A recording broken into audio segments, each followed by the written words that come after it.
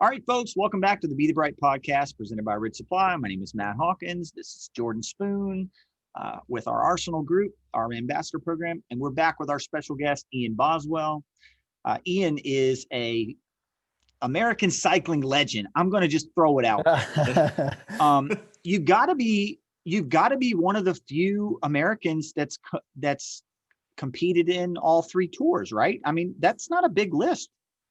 Yeah, I mean, it's probably not a huge list of riders. And yeah, I mean, it's, kind of crazy. I mean, I guess now in my life, looking back on it, it's something when you're in the moment, you don't really fully appreciate or understand. And then you look back on it now and you're like, oh, wow, like I raced in every Grand Tour, did 5 Grand Tours, started and finished all 5, which is, yeah, I mean, something I can be proud of now. In the moment, I was, hoping for more, but yeah, I mean, just the luck involved in completing them all is insane. Because it's not easy to get through them just without crashing or something. Well, I did have crashes, but I endured and got to the end.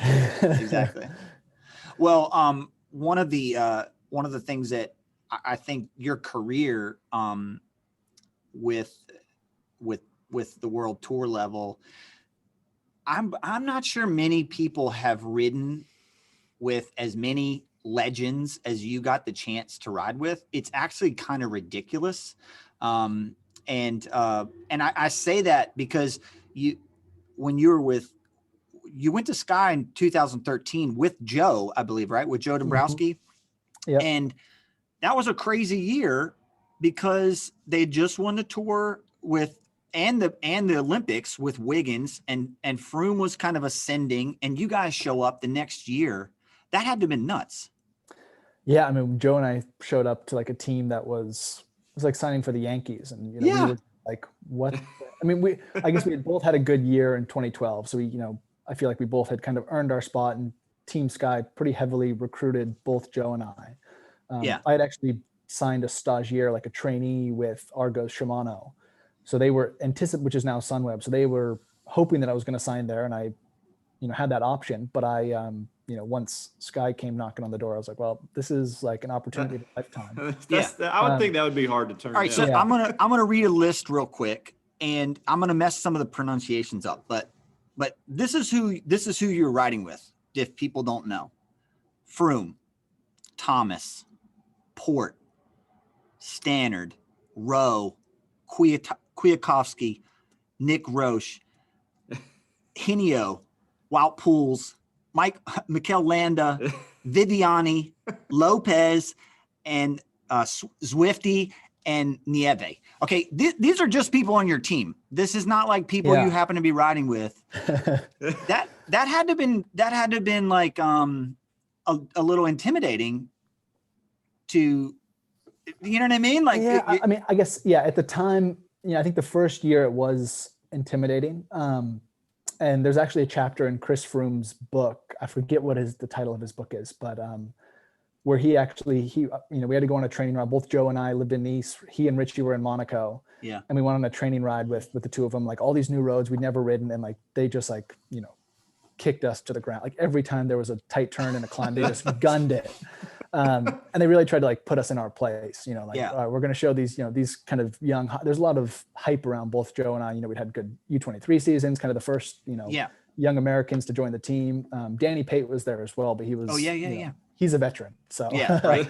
How old were you when you went to Sky? I was, I guess, 21 when I first signed. And I had a 3-year contract as well, which was like, that was another reason. Yeah, that was crazy too. Couldn't turn it down. But you very quickly, this is kind of before Froome was. Yeah, he was just kind of, yeah. Yeah, I mean, he'd finished second at the tour, but I mean, still, to be quite honest, like Wiggins was still the cool guy, and that was like all the attention was around Wiggins. Yeah. He was the absolute king when you got there, for sure. Oh yeah, I mean, he had just won the Olympics in London, and won the tour, first British rider to win the tour, and it was that first team camp. Joe and I went over, I think in October of 2012, to the first team camp in London. And it was just insane. I mean, just the team presentation and the party, and it was just like, wow. And I mean, I guess also for myself, coming from, Oregon and being a, relatively, kind of humble beginnings of bike racing, and then seeing guys who are, winning the tour on these huge contracts and like for the first time seeing like fancy watches and clothes. And I had, gone to Gap because I knew we had a team dinner. I'm like, oh, I better get some like nice clothes and like, people wearing designer suits. I'm like, oh geez, this is a different world. But I think, after a certain amount of time with that team, like those people just become your friends and they're normal. And I guess especially when you room with people, I spent a lot of time in 2016 rooming with Nico Roche at a training camp up in Tenerife. And then we did the Giro together. And once you start to like room with someone and like, you're hearing them talk to their family and their wife and their kid, you're like, oh, they're just people. And they're like, you start to know people's problems and issues and you're like, oh, wow. Like, this isn't, it's not they all of a sudden don't become celebrities. They become friends and they become human. Yeah. I still find this crazy contrast though, between really knowing these people as, as friends and as human, but then watching them on TV and this still to this day being like a disconnect of like, wow, like they're legends. But like, then I speak to them on the phone. I'm like, they're just people. This is, dude, you just nailed this segue. I can't even believe it. I love this. So, that's the thing that I've gotten to appreciate about you is that you reached, well, I maybe I reached out to you. I can't remember. I feel like I sent you socks when you were living in Nice through Larry or Joe or something, and you got them. Is this right? Like this is a long time ago? I think you had given, because you were, Joe's from Virginia as well. And I think Joe was wearing some of your socks. And I was like, those are sweet. Like I need to get a pair of those. Yeah. And then maybe he shared your contact or something. And I was like, hey, these are sweet socks. I mean, socks are such a fashion statement, and, team socks are team socks. They have logos on them, and they're oftentimes the quality's not that great. So I reached out. I'm like, hey, can I get a couple pairs of socks? Yeah, and you were actually getting engaged too later, and you asked for some green socks for Gretchen because she's from Vermont, and that's how we first kind of got connected. But when you went to do Peachum, you'd reached out to me and you wanted to do a special sock, and I was like, heck yeah, let's do it. But when I'm telling you, because when I went up there to do Peachum the first year, I was nervous because it seemed like a really intimate setting, and we were going up there, and I'd never met you before, but you seemed super nice and super down to earth, which of course you in fact are. And I found it to be interesting because a lot of people that, if you're fast, okay, let's say you're domestic pro or your world tour, it's like you're just famous, you're cycling famous. And if you're cycling famous, people they don't know you. They don't get a chance to know you. And when you're on a world tour contract, you can't really be yourself. You got to do what they say. You got to wear what they say. You know what I mean? Everything's a little bit scrutinized. You're also training like a monk and racing all the time. But when I met you, I'm like, this guy is like, we could be friends, like I just knew right away, like we get along. It's great. And it seems like, and it's a long story, but it just seems like the Sky team had a lot of dudes on there that were really kind of down to earth, even though they're famous and super strong and all that stuff. That just seemed like it had this good vibe. Like it's always had a good, I know there's some personalities in there, but I mean, I would say Team Sky specifically, because in the media, they've, for a long time come across as such a, kind of rigid team, robotic, but within the team, like, it was by far the best team I'd ever been on, just as far as, people get, there's this core group of like British riders who had been friends for a long time. And those were the, the cool kids on the team. And like, they had fun together. They knew each other, they would, I got to the point of friends where like, I went to people's weddings, from the team.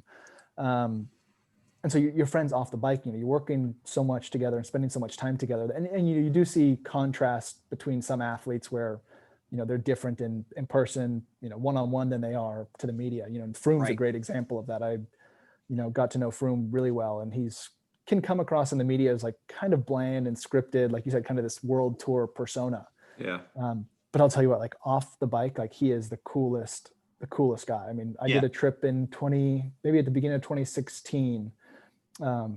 He and I spent 3 weeks together down in South Africa training together, and just the two of us with a mechanic and a chef.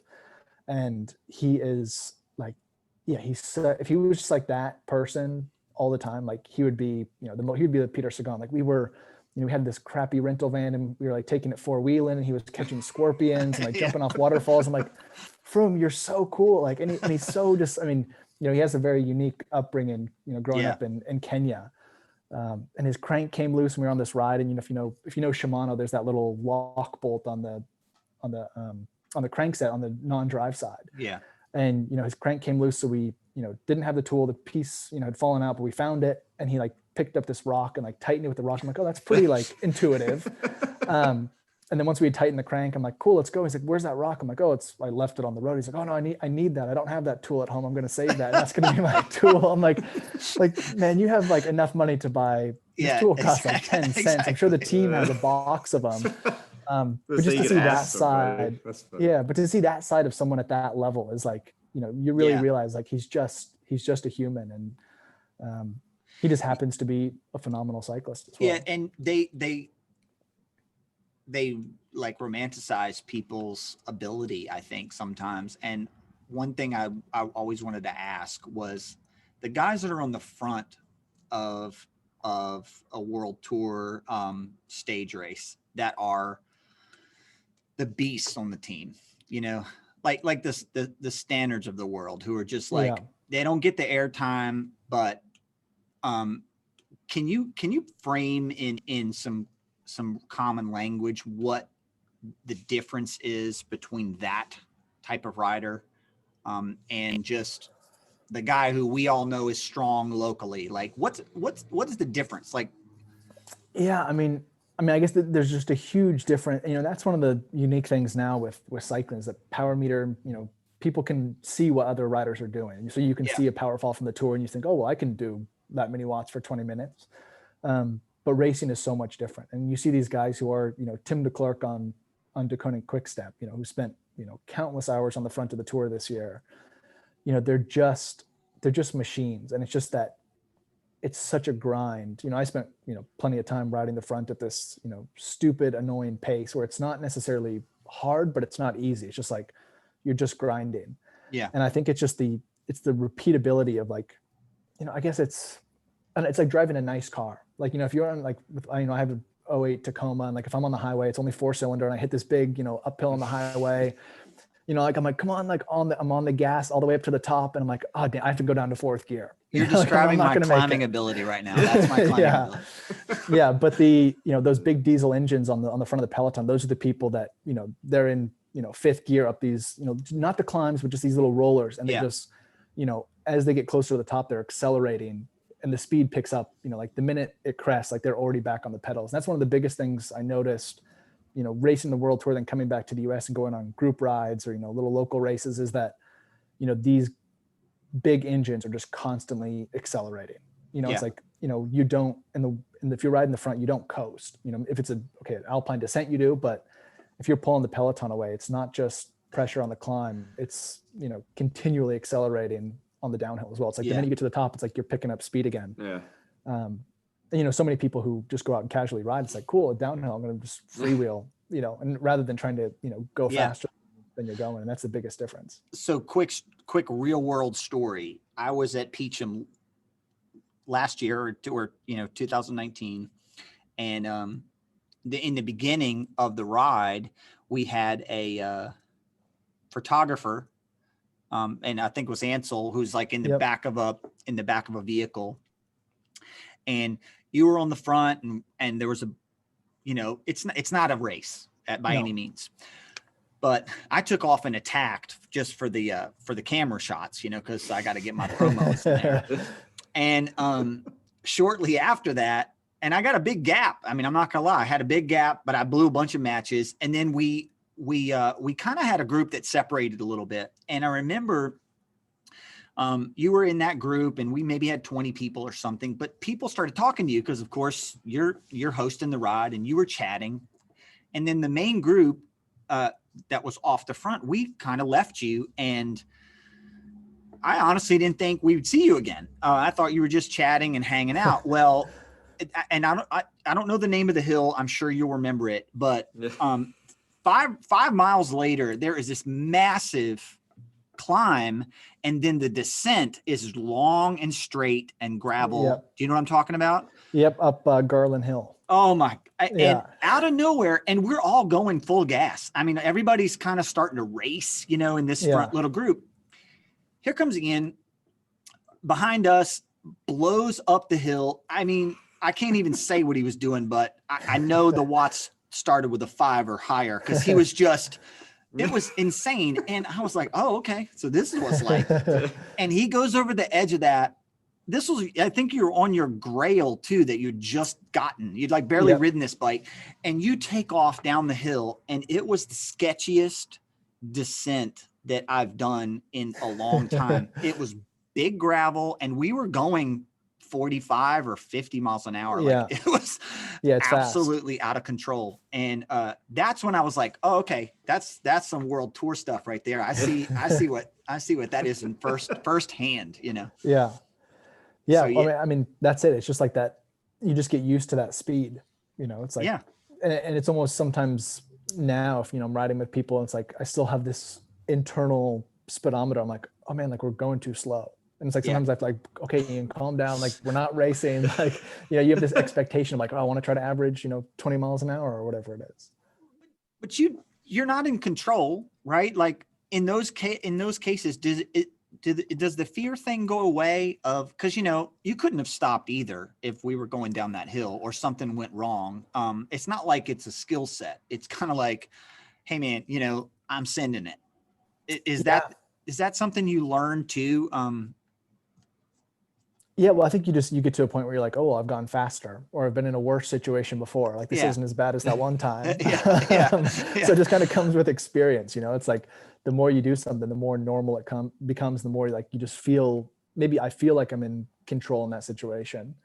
You're probably not, and things, you know, a dog runs across the road, or a car pulls out of a driveway. If like anything had happened, we would have yard sailed it. I mean, hardcore.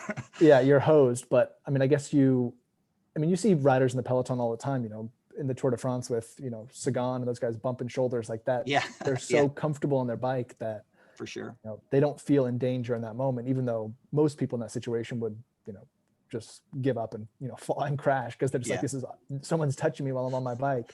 But you put yourself in that situation so many times, and just through the ranks, you know, things happen and you're like, oh, I've experienced this before. And hopefully, you know, 99% of the time you can handle it. Well, thank you for going down that little world tour path. We're going to be back with Ian Boswell here. This is the end of episode 37. 37. Yeah, thank you for keeping me straight. We appreciate it, brother. We'll be back here in a minute for episode 38, and we're gonna go over all things Vermont, because Vermont's amazing, and Ian is now the poster child for Vermont in a lot of ways as well. So. Appreciate it. Thank you, boys.